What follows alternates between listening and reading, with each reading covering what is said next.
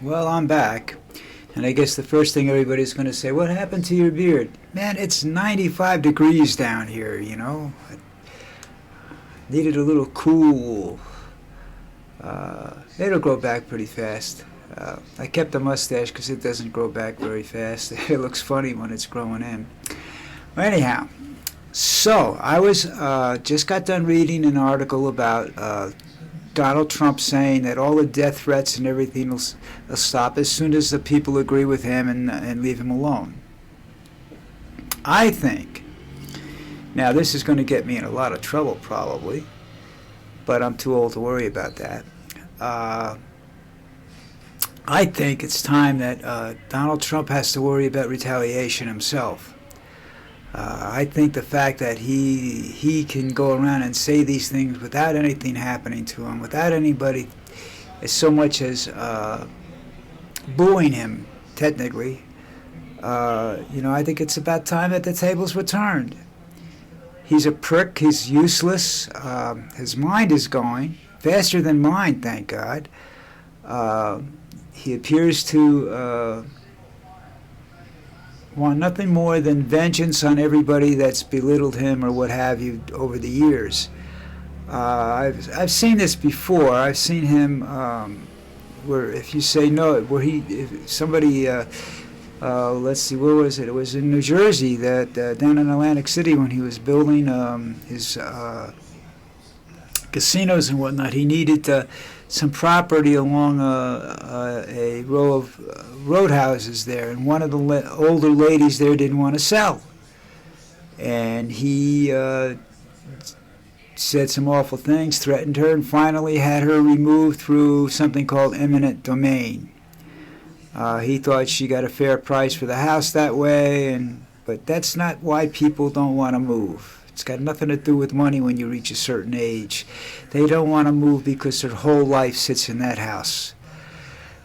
But anyhow, that's when I realized just how greedy and miserable that man is. And as I read the articles about it and I saw what was going on, and then the casino was just misrun and everything. And I don't know how you bankrupt a casino, but he bankrupted the casino. Now, when you go around and you threaten, if I go around and I start threatening judges and lawyers and let's see, if I say something and I'm asked in court, did I say that? And I go, sure I said it. So what? I'm held in contempt. Trump doesn't get any punishment for what he does. You know, that's the sad part about it. There's no, I can't remember the term right now. It'll come to me while I'm talking anyhow. I'm running some things through my head, but that's the thing. He has no accountability for what he says. Nobody cares, apparently. Now, the fact that I'm making this video shows that at least I'm tired of listening to him without him getting any repercussions or somebody coming up and spitting on him or something like that. He would. I think he would. If he loses this, we'll start with just the nomination. Should something happen and he loses the nomination, he's going to go batshit crazy. Now, he's going to demand that his followers start a war. Go out and start shooting people. He may actually say that too. I don't know. I don't know how crazy that man really is, or how far along his dementia is. But he needs to be stopped somehow or another, and people are afraid to say, that the guy should be shot or the guy should be hung or that this, that, or the other thing when it comes to Donald Trump.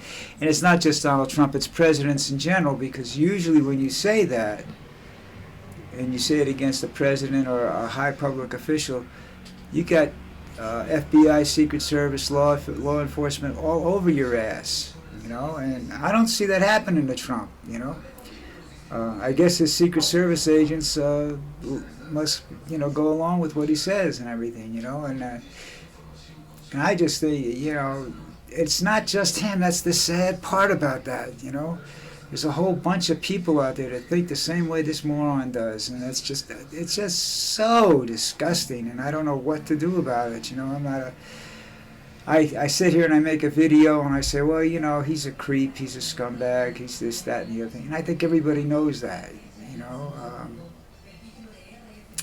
But I've said, you know, I've seen him at work.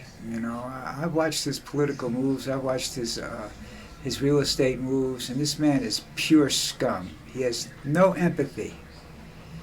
You know, he's like artificial intelligence, because artificial intelligence lacks empathy, and so does he. They have a lot of they have that in common. Those two entities, you know. I don't know what to do about artificial intelligence either, but I don't know if they can legally stop him. You know, he doesn't pay attention to gag orders. He more or less says, "Screw it, come after me, see what you're going to get." You know. And when you're dealing with high-priced lawyers, you got to go through every little word and every little emphasis and how everything is said in order to prove that there was malice or whatever behind the words. But if you say it, it's a lot simpler. First of all, you're not going to be able to afford the lawyers that are going to defend you, okay? So you're just going to probably either just disappear or whatever, you know? Now, going along with that, the retribution factor, now people are worried about DeSantis in Florida. Well, I think that if they're smart down there, they'll just let the guy rant and rave and then impeach him. Or maybe Disney will just cold cock him when he's not looking, you know? I'd like to see that. Look, I'm 78 years old now, and I'm not perfect health. Nobody 78 is in perfect health. At least I don't think so. But one thing I'd like to see before I die is Trump in a perp walk.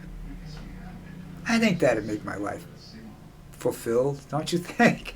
All right, I'm done for today. I'll see you tomorrow. Take care, everybody. Oh, I've been asked why I don't go live and do a podcast. Well, first of all, I live in Colombia, so I'm not so sure, and I have internet problems down here, and I'm not so sure how that would work out, number one. And number two, I can't get guests because I don't speak the language, and nobody's going to travel down here to talk to me, you know. And I can't and do a Zoom and all this stuff. I really don't have the time to really get involved in that. So I think this is pretty much the only way I can do this. You know, if somebody, one of my friends or relatives or somebody that, you know, one of the English-speaking people I know wants to come by and sit in and talk, that's great. I'd love that. You know, it would really be cool. I'm tired of looking at walls and everything. I have Lucy to talk to, and she's pretty cool.